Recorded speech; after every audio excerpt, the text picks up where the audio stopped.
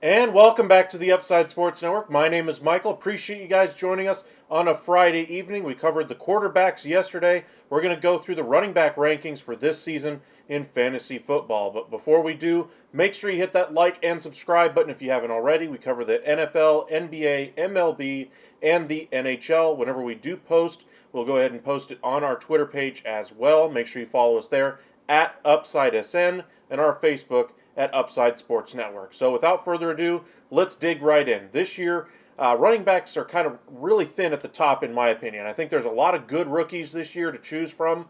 The upperclassmen, though, of what we've come to expect anyway, out of the top end of the running back group, isn't quite the same anyway as it has been in the past. You look at guys like Jonathan Taylor. Will he end up taking the ball a number of times this season, or will he decide his contract status is more important? Guys like Ezekiel Elliott are no longer there in Dallas to really take over that position. Everybody's really excited about Tony Pollard. We'll get into him, whether or not he's somebody you should be targeting in the first round of your draft or not.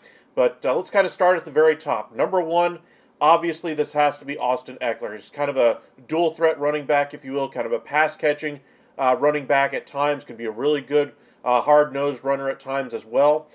He's got a little bit of a contract situation coming up, though, from what I recall. So I'm not expecting any sort of downturn in his type of production.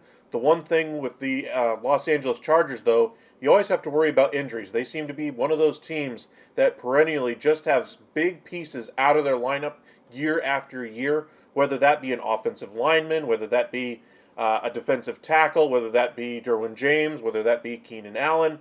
Whatever the case may be, the Chargers just seem to be not healthy for the majority of the season. Now, they've kind of solidified their offense a little bit better, especially on the outside. You look at their wide receiver group, it's definitely one of the more dynamic groups this year. Mike Williams, Keenan Allen, and Quentin Jefferson. Not sure there's enough targets to really go around as far as that wide receiver group, but I really like where they're headed as far as a team offensively. Bringing in Kellen Moore, I think he's a really good offensive coordinator who knows how to use a really good running back. Now, I do think we're going to see some more depth out of this position. Kellen Moore is going to be able to decipher when to give Ekeler some time off at times. So that may hurt his fantasy value in certain situations. But overall, there's not much you can say about Austin Ekeler to kind of drive you away from drafting him as that number one pick here in this year's draft. You look at a guy like Christian McCaffrey, who in years past has been one of the best running backs in the NFL. He should be in a really good spot there in San Francisco, kind of a run-first team. But I just wonder, again, with health, if he's really going to be able to stay healthy. Now, we'll see what happens with him. But for me, Ekeler goes number one, in my opinion, as far as the top running back in this year's fantasy football draft. Number two is going to have to be Christian McCaffrey. All the same things with Austin Ekeler, except a lot more injury risk here, in my opinion. The question will be, is he going to be able to stay healthy? If he is, we're talking about somebody who's going to be, one of your best running backs this year in fantasy. Welcome back, Hank. Will we ever see another two-sport athlete? Well, we're seeing a couple of them right now. I'm wondering if you're talking about like two-sport, as in like a guy like Deion Sanders or Brian Jordan, Bo Jackson, those types of players. Those days, I think, might be behind us for the most part. But I do think there's always going to be one or two athletes that just plays really well at both sports. And the question will be about the calendar, whether they can physically do that. You look at the calendar when Deion did it, playing on Sundays for the Cowboys or the Atlanta Falcons or the 49ers, and then going off to play baseball. It was a little bit difficult logistically then. Travel has gotten better, obviously. Now we're able to move faster from one end of the country to the other. But I still think logistically it's a little bit tougher just because games come so much quicker, at least it seems like on the outside looking in. Now, could they do it? Absolutely, if a player is that dynamic, but I don't think we'll ever see a true two-sport athlete playing 162 games in baseball and then a full 16, 17 game schedule in the NFL. I don't think we'll see that again. But as far as running back rankings, Ekeler number one, McCaffrey number two. Three is going to be Bijan Robinson. I know ESPN in their consensus ranks has him this high as well. I'm just really high on the rookie running back. For the Atlanta Falcons really showed that they want to run the football last year. They didn't really have great running backs to be able to do it. They were relying on a converted wide receiver who's turned into a really good running back, and a rookie in Algier who's not exactly the best athlete at the position. Now, Bijan Robinson is better than both of those guys right now put together. I think the team is going to run the ball really well. The question will be, do they have enough talent on the outside to open up enough holes for him to be able to really get those big, 20-yard chunk-type plays in the run game. I think they're going to use a lot of the screen game as well.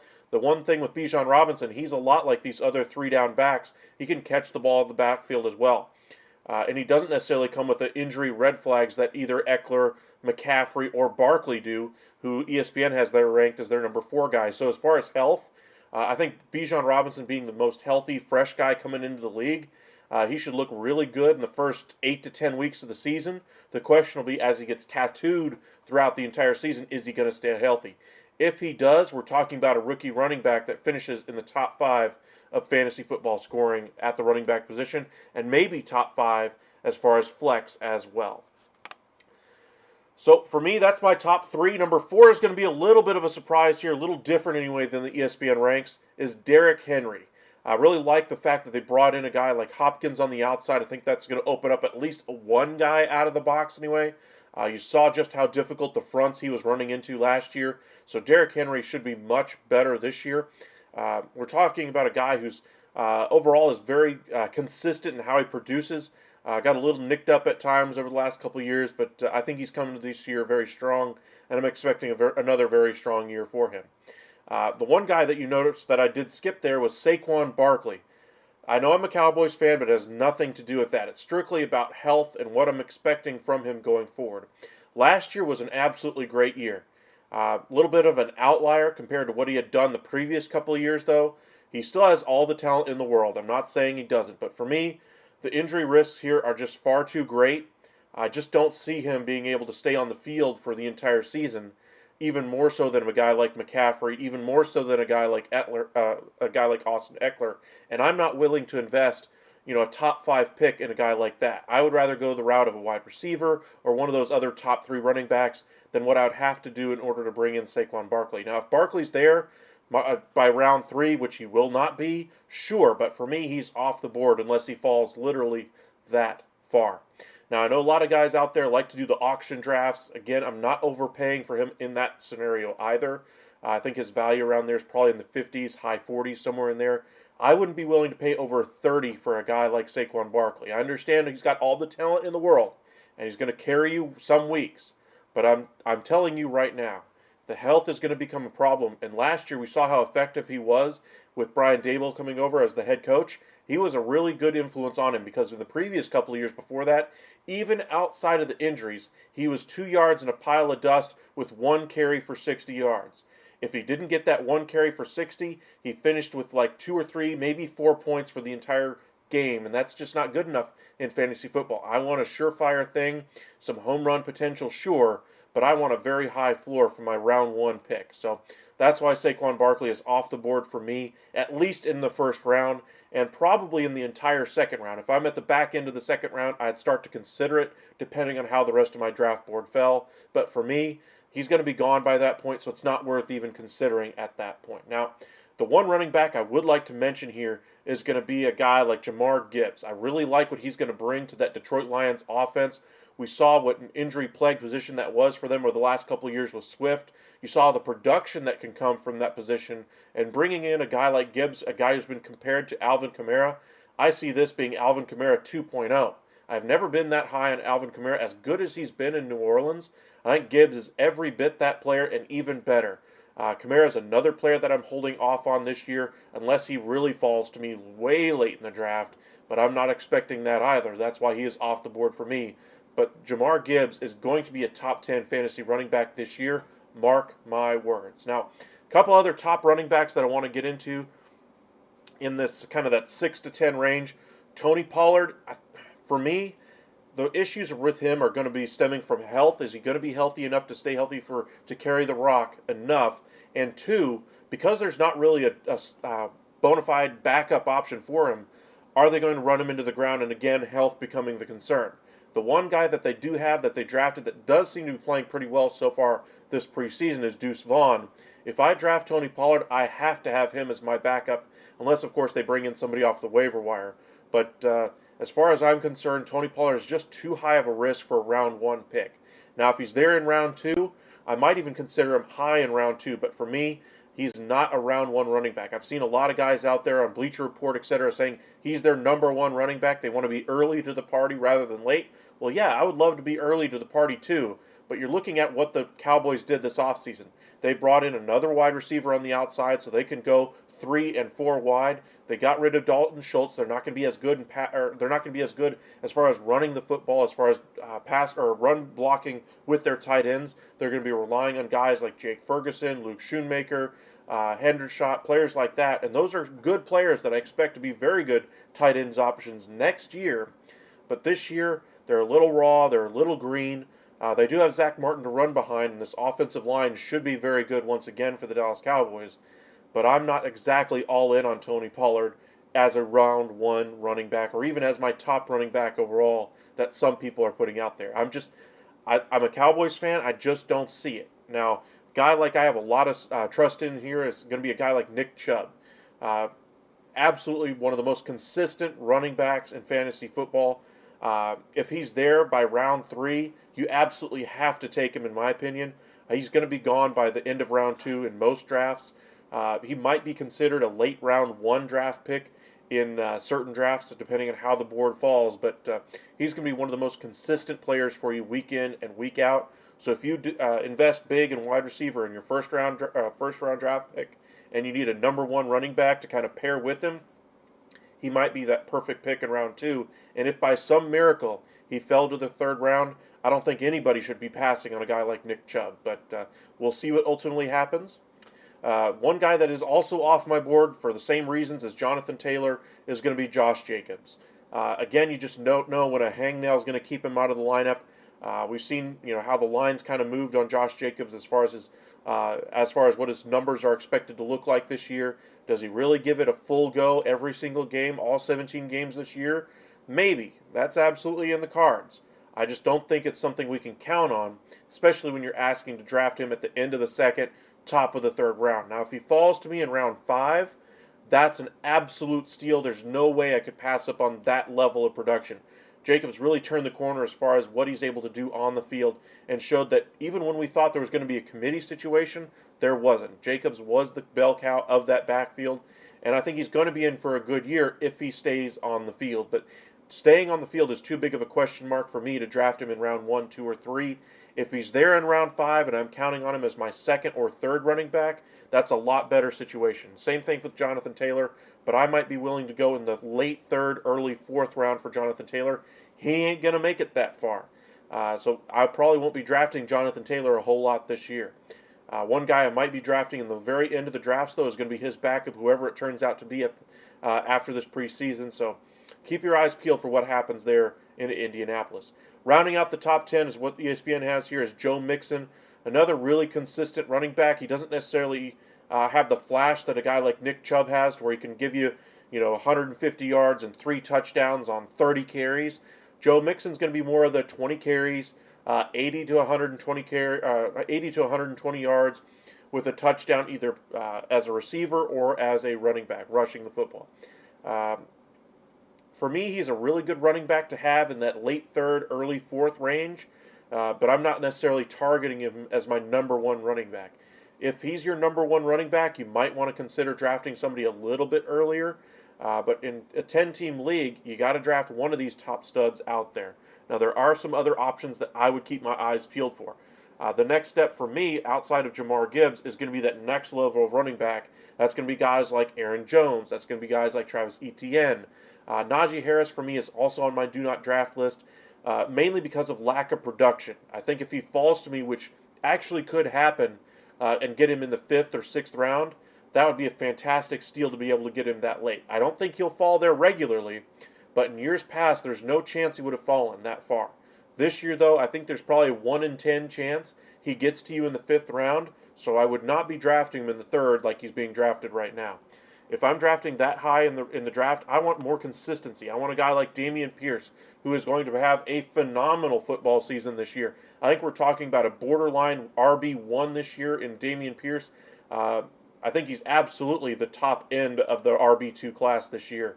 Ramondre Stevenson does worry me at being drafted as high as he is with the additions there in their backfield. They lost Damian Harris, but they did bring in Zeke Elliott.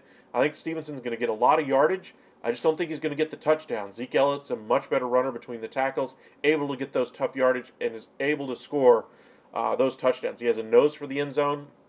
I know a lot of you guys out there, are Zeke haters, and I get it. He's not exactly the flashiest player anymore, but he's still very good as far as a running back. He's able to get that tough yardage. A guy like Tony Pollard, we've seen time and time again, is not able to do that. At least he hasn't been able to show that so far this year. We saw Tony Pollard get 3 carries from the 1-yard line, didn't get in. The Cowboys go for it on 4th and 1 from the goal line, essentially, and of course, Zeke finds a way to get in. He just has a nose for it. And that's the one thing also that I worry about Tony Pollard with this increased workload. Is it going to weigh on him, of course, from a health perspective? But is he going to be able to run between the tackles enough to score you some touchdowns, or are they going to continue to try to be a pass-heavy team once they get into the red zone? But it's kind of that round 2 running back. That's where I'd be looking at guys like Dameon Pierce, Aaron Jones. Rachaad White's another guy I really like this year, or Rachaad White, excuse me.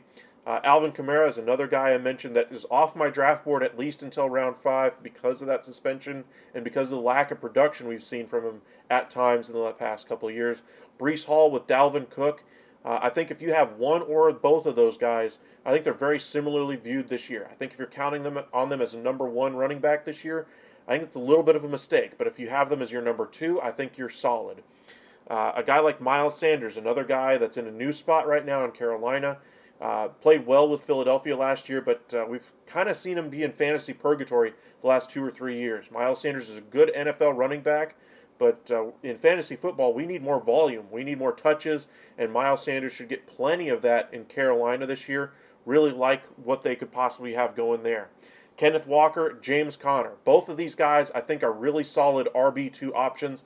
I think James Conner's going to have a little bit of a resurgent year, had some injury issues last year, poor production. Kyler Murray, the whole bit. Now, Kyler Murray's not going to be there for the first, several months of the season anyway. And so James Conner's going to be counted on quite a bit to carry the rock. I think they're going to have more rushing touchdowns as a result. And we'll see what this offense ultimately looks like. But James Conner, I think, is in store for a solid RB2 season. I was really high on him last year. I had him in my top 5 going into the season.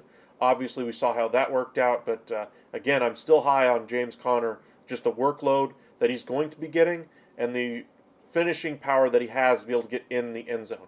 Kenneth Walker, before the injury last year, looked like one of the Rookie of the Year candidates, at least Offensive Rookie of the Year. He was fantastic, lightning in a bottle.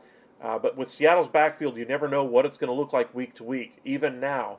But I really like what Kenneth Walker could do for the Seahawks this year. I think we're talking about probably a 15 to 20 running back this year.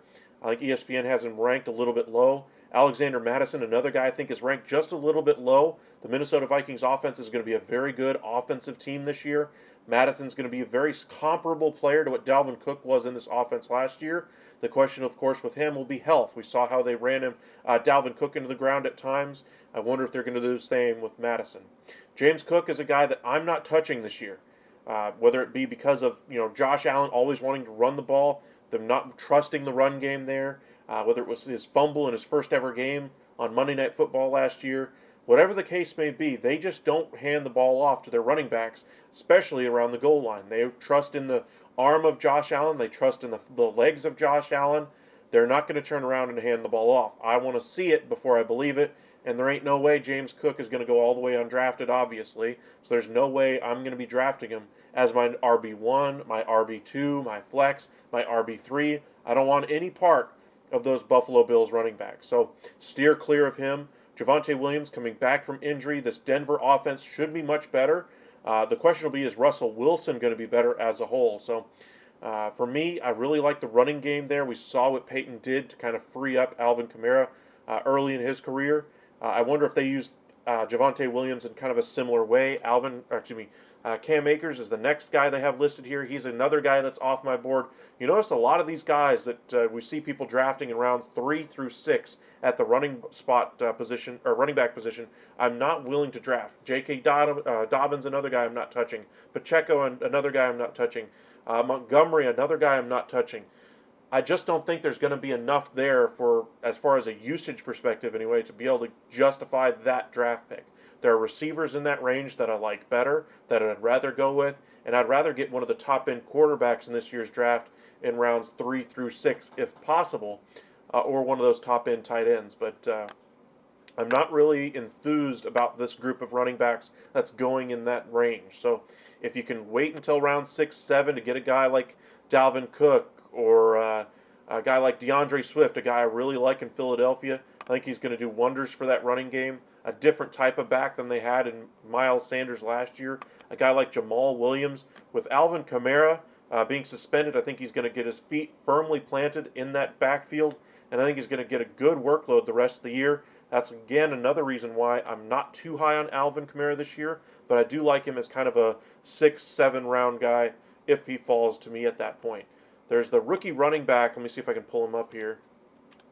From Miami, the speedster anyway, from Miami. There it is. Devon, I can't pronounce his name. Achane. I'm not sure what his name is, but really good, fast runner. He's somebody you might want to stash in kind of a sleeper spot on your draft board. Really good running back. I think he's going to be one of the burners that they like to use out of the backfield. We saw Mike McDaniel in the San Francisco run game, how he liked to use him. And as far as a running back, the running back by committee with Mostert, with Wilson, with that entire group, it was just a really good running back system that they had there in San Francisco. But I think the rookie could take over that position by weeks, 13, 14, while they rely on Wilson and Mostert to start the year. I think he's got a really good talent, really a lot of speed there is what I'm really looking for. As far as other sleepers that I'm keeping an eye on, it's going to be a guy like Ezekiel Elliott. I think he's going to be kind of a sneaky grab out there for guys that are wondering about what his role is going to be with that New England offense. It's going to be, short yardage, goal line work primarily in the beginning. But if there's an injury to a guy like Stevenson, Zeke Elliott still can carry the rock 200, 300 times a season if he has to. Not saying he'd be the best option for it at this point in his career, but he can still do it if necessary. So if there's an injury in that New England backfield, he's going to be the guy I believe gets the first crack to be able to take over that position, and he's already going to have the goal line work. So you've already got a nice built-in floor. So if you need a good running back late in the draft, keep your eyes peeled for him. Other options that you may want to keep an eye out for, Bijan Robinson's backup, Algier, the running back from the Falcons last year, had a good rookie season. I'm still expecting more out of him as well. But that's kind of how I see the running back group kind of shaking out. Appreciate you guys joining us today. Just to kind of recap how we have things going with our top 5 anyway, it's going to be number 1, Austin Eckler, 2, Christian McCaffrey, 3, Bijan Robinson, 4, Derrick Henry, and 5 for me is Nick Chubb. Now, not saying there are other running backs that aren't more talented or could finish higher, but that's where I'm drafting them at least right now. 1 Eckler, 2 McCaffrey, 3 Robinson, 4 Henry, and 5 Chubb. Now, remember, the main reason why I'm not holding guys at that high level like Barkley, Pollard, etc., Jacobs, Taylor, is because of either injury or just availability question marks. Is Pollard going to be able to do it, in the long run? Is Saquon Barkley able to stay healthy? Is he able to stay effective like he was last year? A lot of question marks coming into the season with Barkley. I want to see Barkley do it for one more season before I can really trust him once again with that high of a draft pick. If Barkley falls to me late in the second, early third, which he won't, but if he did, then I'd take a flyer. But for me, he's off the board as a round 1 running back. And the one guy I absolutely am very high on this year is Jahmyr Gibbs. Really like this running back. I think he's going to be everything the Lions fans could ever have hoped for from that running back spot. DeAndre Swift just wasn't healthy enough at times. They had a little bit of a two-headed monster there. They're going to have a little bit of a timeshare in the backfield to begin, but I think Gibbs is by far, the sheer talent is going to shine through there for Gibbs, and he's going to get far more carries by the end of the season than Montgomery. And I think it might actually work out better for you in the long run anyway that he starts out a little slower, because that means when you get into fantasy playoffs, that's when he's really going to take off and really show his value. So Montgomery being there to kind of spell him at times. He might steal some short yardage carries from him as well at times in the beginning of the season, but I think Gibbs is just so much more of a superior, talented player, and they invested heavily in him in draft capital. Remember, they gave up a first-round pick to draft a running back. He wasn't viewed as a first-round running back as far as the value of the position. The talent was there. Everybody saw it. Everybody saw him below Bijan, though. And Bijan was being talked about as a late first-round pick. Detroit decided to gamble and bet big on his value this year. We'll see how they use him going forward. Travis Etienne is one guy I haven't really mentioned a whole lot because I believe Trevor Lawrence is going to take that next big step of his career with Calvin Ridley coming over and being his number one option there. Travis Etienne's role is going to be a little up and down this year because they're going to try to trust more on in the arm of Trevor Lawrence rather than trying to run the ball all the time and protect him. So I think we're going to see Trevor Lawrence really be unleashed this year, and we'll see what he's got. Year 3 for him, the first year was absolutely awful with Urban Meyer. Year 2, we really saw what everybody thought was going to be, one of the best young quarterbacks in the NFL last year in Trevor Lawrence. And now I think is when he finally starts to step into his own. So we'll see what that means for Travis Etienne. Do not overdraft Jacobs, Taylor, guys like that, Najee Harris, Etienne. That's my one message to you. If you have to draft a running back early, go for a very high floor that still has some explosive ability with a higher ceiling as well. Those are few and far between. As I mentioned, this is not as the same running back class that we've seen in years past. You got some injury risks at the very top. You don't have the old standbys that you would have had 10 years ago, like Adrian Peterson, etc., that you can count on for 1,400 yards with 10 to 12 or 10 to 20 touchdowns somewhere in there. The running backs this year, there's only a few of them that you can really count on for that level of production. Eckler, McCaffrey, Bijan, Henry, and Chubb, I think, are the most consistent running backs that you're going to have this year that are worth the investment. The other running backs, like I mentioned, Barkley, I just don't think it's going to be worth it. He's on my do not draft list this year, along with guys like James Cook, Cam Akers, Jonathan Taylor, Josh Jacobs, etc. Najee Harris is in that list as well. But again, my top 5, Eckler, McCaffrey, Robinson, Henry, and Chubb. Make sure if there's one running back I have to draft this year, it's going to be Jahmyr Gibbs. Period. I want him on every fantasy team I can get him on. Dameon Pierce is another running back I'm really high on. If I draft wide receiver early, which is what I usually end up doing, I would be okay with having Jahmyr Gibbs as my number 1 running back and Dameon Pierce as my number 2. It'll be very difficult to get that type of a stack, especially how they're going to go in drafts this year. But if you can get it, that would be an unbelievable team you have going forward. Just imagine you get Justin Jefferson with your 1-1 pick. You don't have to pick again until pick 20. Jahmyr Gibbs is there. You go ahead and pick up him. You go ahead and pick up another wide receiver out there, and you're off to the races. But appreciate you guys joining us today. We're going to go ahead and do our wide receivers tomorrow anyway, and then we'll also do a fantasy draft tomorrow as well. We might even get into some baseball. So appreciate you guys joining us tonight. We'll see you guys tomorrow. And make sure to hit that like and subscribe. We'll see you then.